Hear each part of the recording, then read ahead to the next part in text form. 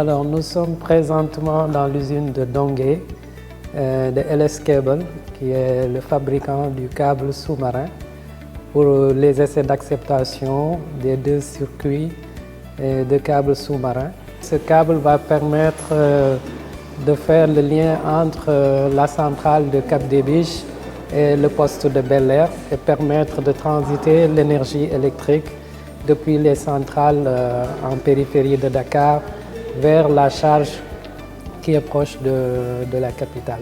Ce câble sous-marin fait partie des infrastructures à réaliser dans le cadre du projet transport du Sénégal Power Compact de MCC.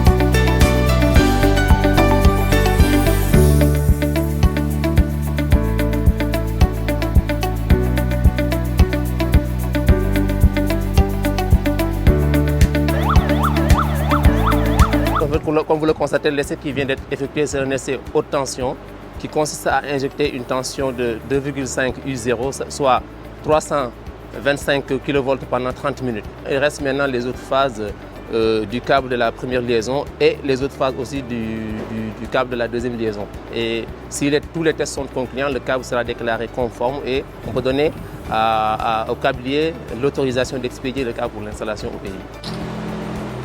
Le test de la deuxième phase est concluant. C'est bon.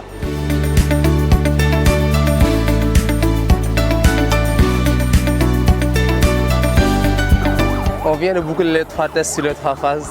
Ces 3 tests sont concluants. Excellent, excellent. Parfait.